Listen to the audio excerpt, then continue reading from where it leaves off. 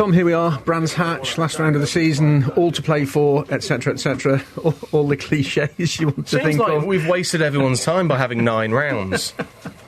Would you prefer just to come to these 3 rounds and have I it think done? if we just have the BTCC title decided over 3 races, and we could all save loads of money and loads of time by just doing 3 races. It's mad, isn't it? I can't ever remember it being as tight as this. Obviously, Jake and I are looking closely at what each other are doing in terms of points tomorrow, but we obviously can't discount Ash with that. He's obviously in the mix and is always fast, so it's going to be quite an interesting day tomorrow, how it pans out. There's plenty of stress, plenty of unknowns. We'll just go and do our own thing. We're going to speak, I'm sure, plenty over the weekend, so I prefer to use this few moments just to look back on the season, really, and get some thoughts from you on the highs, lows, if there were any, and what you may have learnt from this season. I think this has probably been the most competitive I've ever felt in terms of a race car. Most together sorted car I've ever driven. So to come into every single weekend and have a car that's good is a really, really nice place to be, and that has really paved the way this year. Momentum has been key in terms of every single weekend, trying to be there, trying to be quick, trying to be consistent.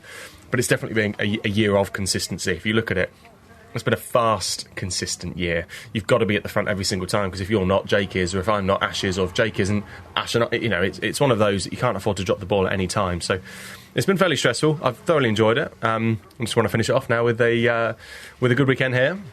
That'll be fantastic. You've been here before, obviously. Does it feel different this year? Yeah. I obviously feel more confident with it. I know what to expect.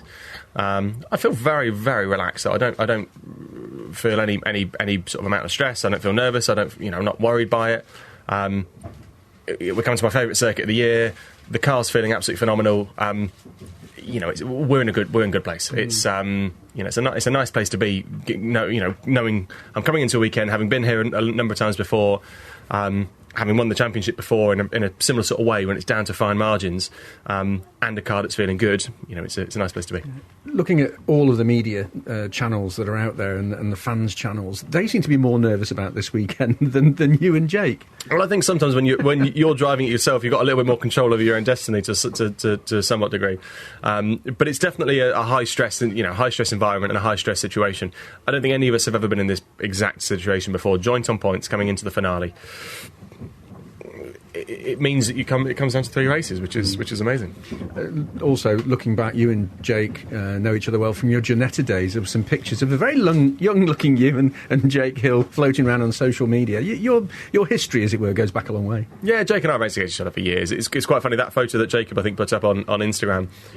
The height difference when we were 15 is the same height difference as it is now. I don't think any of us have actually grown since we were 15 years old. Yet we just look a little bit older and a little bit more weathered. But Jake and I have raced against each other for years. We always end up seeming to end up racing against each other, be it here, be it at Goodwood, be it in a British GT, whatever it ends up seems to happen. It always seems to be Jake and I close to each other. But I like that. Jake knows how I race. I know how Jake races. We've got a lot of professional respect for each other. We obviously want to beat each other more than we can breathe, but at the same time, I know there's a lot of respect there.